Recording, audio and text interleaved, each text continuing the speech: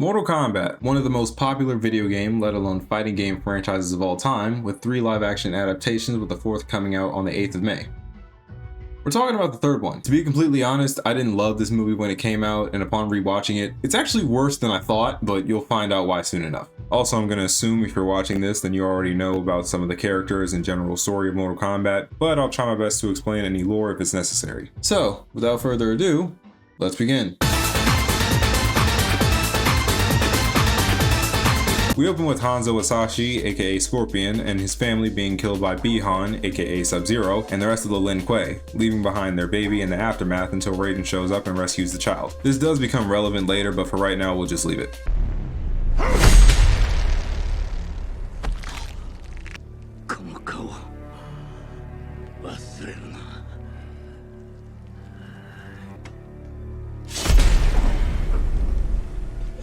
Overall, I thought this was a really cool scene. I hope the rest of the movie is this good, but I guess we'll see. Alright, here's a brief summary of how the Mortal Kombat tournament works. Once every generation, a tournament is held between Earthrealm and Outworld for total domination over the other. Or so to speak, because that's mostly an Outworld thing. A realm needs 10 wins to invade the other, and if Earth loses one more tournament, Outworld is allowed to invade them. And let me just get this out of the way. Cole Young, an MMA fighter and the main character of this story. He does not exist anywhere else in the franchise, so this is his first appearance. And he's boring as balls. He has no personality and does not add anything interesting into the story. And in my honest opinion, he single-handedly ruins the movie. The reason I say this is because there's so much screen time dedicated to him and other characters centered around him that we really don't care about, at least compared to others. So the pacing, for example, suffers from it. Exhibit A. In the scene following Cole's introduction, we see less than a minute of Outworld, and Shang Tsung explaining his plans to take over Earthrealm before we cut back to Cole. And you're probably thinking, well, that doesn't really sound too bad. The 2 main people on the poster have a combined 32 minutes of screen time, while Cole has around 1 hour and 4 minutes. And this type of thing is constant throughout the rest of the movie. And yes, I counted scenes where he was just in the background not doing anything. Is that cheating? Yes. Do I care? Hell no. So to sum this up, Cole's competing in this MMA match and gets the dog shit beat out of him as Jax watches on. He's working with Sonya to figure out what the Mortal Kombat tournament is and all that, but we'll get to that later. Sub-Zero hunts down Cole and Jax since they're marked. Again, we'll get to that in a minute. And there's a fight between Jax and Sub-Zero.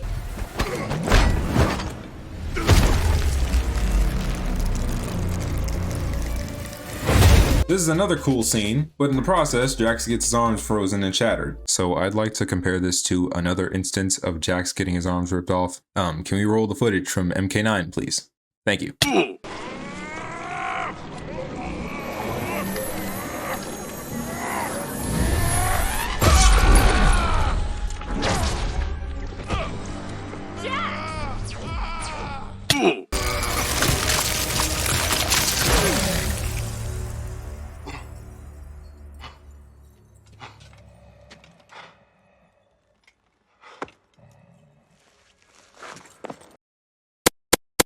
Oh no, Doth been shotteth in the abdominal area of the torso.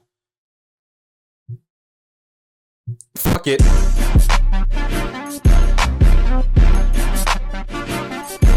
Then there's another scene that's around a minute spent in Outworld. I'm trying to say spent in Outworld. You know, I might just use a freaking text-to-speech thing because I can't say this. Then there's another scene that's around a minute spent in Outworld. If I can't say this, I'm using text-to-speech. Okay. Fuck it, I don't care. Then there's another scene that's around a minute spent in Outworld before we cut back to Cole looking for Sonya Blade. He finds her and she explains what's going on. So, instead of Raiden seeking out fighters to compete in the tournament and flat out telling them what's going on, Sonya and Jax have actually been studying the history of the realms and the Mortal Kombat tournament. They're trying to look for Raiden as opposed to him finding them, which, I'll be honest, is not a bad direction to take the story. But I don't know why it couldn't have just been the other way around because it ends up looking really dumb later on. Also, she just happens to already have Kano in captivity, and they proceed to spout exposition. Who are you? It's Kano. Kano? He's a mercenary with the Black Dragon Clan. Arms dealer, drug runner, murder for hire, scum of the earth. I also give really good foot massages. Kano's already more interesting than Cole, and he's only been on screen for like a minute and a half. And no joke, he ends up being the most entertaining part in whatever scene he's in. Just sit tight. I was about to go for a stroll, but maybe I'll stick around, you fucking idiot. There's much to learn. The fuck? Besides, the other guards are too lazy to stop me. Ah, laser beam! It's better than fireballs, you pussy! Next, they get attacked by Reptile in another cool scene, even though he looks like a scrapped Jurassic Park design. That's the thing, honestly. For the most part, the fight scenes I have no complaints about because I found them genuinely entertaining. It's everything else that irks me. Anyway, as they're looking for Raiden, they come across Liu Kang, who brings them to him and trains them for the tourney. My lord, I have gathered the remaining champions of Earth. You say that like you've been tracking down each individual. And let me just say this. This is the most judgmental ass Raiden I've ever seen. This is what I have to work with. You are in no physical or mental shape to fight. You don't even have a marking. What do I mean, Gandalf? What does my fortune cookie say? I just never have seen Raiden like this judgmental and this, like, sassy. I'd rather not compare this Raiden to the other one in the video games or any other adaptations of the Mortal Kombat games, but I will say this, he's up in the runnings for me as the worst Raiden. He blatantly waited for the fighters to be gathered together instead of looking for them himself, knowing how high the stakes are for losing the tournament. And he has the audacity, he has the gall to sit here and just talk down to people. Also, Cole is non-existent to me. He just like blends into the background of every scene from this point on for me. Unless he's talking, even if he's talking most of the time, I just tune him out. He's not there. They've also coincidentally been taking care of Jax after his fight with Sub-Zero, which eventually leads to the dumbest way Jax gets his arms. But again, we'll get to that later. Something just dawned upon me. How did Jax end up there? I feel like somebody had to go collect Jax, and whether it was Raiden, Liu Kang, Kung Lao, or a helper, that kind of indicates that somebody was able to go out and seek him out. They knew where he was. He didn't find them, they found him. So again, this ties back into what I was saying about Raiden waiting for its fighters to get gathered together, knowing how high the stakes are, because it wasn't that hard to find Jax, I guess, because they just found him off screen. Anyway, Shang Tsung and company find the group of Raiden. Raiden holds them off for now so they can continue training. Raiden. No offense, whoever you are. The name is Kung Lao. Yeah, this pretty much sums up how every single character is introduced. It's Kano. He's a mercenary with the Black Dragon Clan. I am no longer Beyond. I am Sub-Zero. Cole Young, the man that took the belt from Eddie Tobias. I'm Liu Kang from the Shaolin Order of Light. What the fuck? Really? That's it? I mean, it's true, but you don't have to say it. Come on. What? Okay, that's somehow racist. There's really nothing else you can add.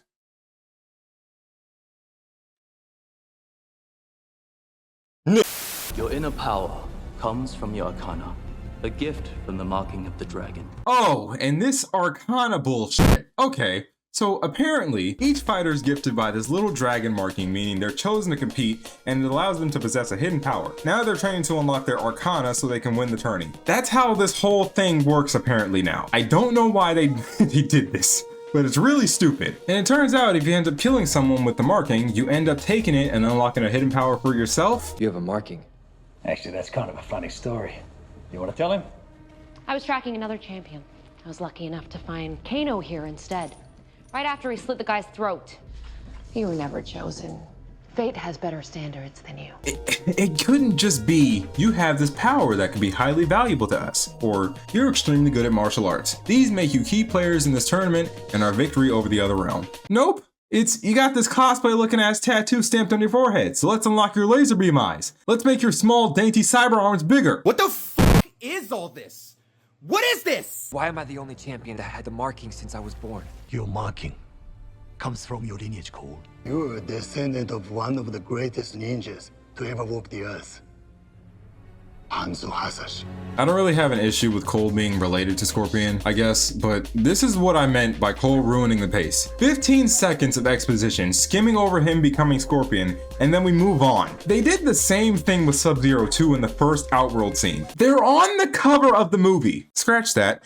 They're on the cover of everything! He took everything! Also, Raiden's only role, like I said before, is to talk down on everybody, and he ends up sending Cole home because he's not fit to fight. Then we have another scene in Outworld that barely goes over a minute. It's about Shang Tsung gathering his troops to attack Raiden and his fighters, and he sends Cabal to take care of it since he used to be affiliated with Kano. Also, I'm about to rant about the underutilization of these characters, so get ready. Kano ends up switching sides with little to no hesitation thanks to Cabal persuading him, and he ends up destroying the barrier so Shang Tsung can... Oh yeah, that's another character that freaking... Why? Like, you have Nitara, who's a Batgirl. You got Reiko, who's Randy Orton, because I'm pretty sure I saw him do an RKO once in MK1. I could be wrong, but he definitely did a DDT and a German suplex, so like, Jake the Snake. You got Melina. You have freaking Shang Tsung. This wouldn't necessarily be a problem if we just wanted to focus on the Earthrealm characters, but it's not just that. We're focusing mainly on one specific character, and that character is boring as shit. He's not even canon in anything else. Why are you here? I know we can't flesh out every single character, but come on, like, I feel like you could have, if you didn't focus on Cole so much. I'm getting lightheaded. And he ends up destroying the barrier so Shang Tsung and the rest can kill our protagonist. Meanwhile, Goro is sent to kill... That's another character, Goro, what the fuck? Meanwhile, Goro is sent to kill Cole, and when he's about to destroy his family, Cole unlocks his Arcana Burst. And he ends up killing Goro. Meanwhile...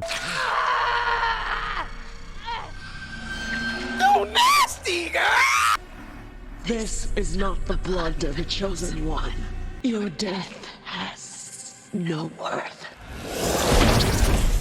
In what universe would Melina, of all people, decide not to tear someone's face off? Melina wins. Look at her! I'm honestly physically exhausted from trying to explain this next scene, so I am automated is back. In summary, Batgirl, I couldn't get the computer to say her name correctly, gets killed by Kung Lao, and then he proceeds to get killed by Shang Tsung while everyone else stands around with their hands in their pants like they're Al Bundy or something. I don't know what the actual fuck they were doing. My disappointment is immeasurable and my day is ruined. Yeah, this is the shittiest part of the whole movie, in my honest opinion. This kind of just goes back to what I said about not fleshing out the characters. I didn't write any notes for this. I'm at a loss for words. I don't really know what to say. What else happens after this? Raiden is forbidden by the Elder Gods of getting involved with the tournament, which is fucking stupid. I always thought that was stupid even in the games, and the tournament hasn't even started, so I don't know why they're forbidding him now. Anyway, Raiden sends each fighter to take on the rest of Shang Tsung's crew, so Jax kills Reiko, Sonya kills Kano and steals his marking, Liu Kang kills Cabal, and Melina gets killed by Sonya. Then afterwards, Sub-Zero finds Cole's family and takes them hostage, so now he has to go rescue them at the gym from the beginning. And like before, Cole is getting the dog shit beat out of him, but before he's killed,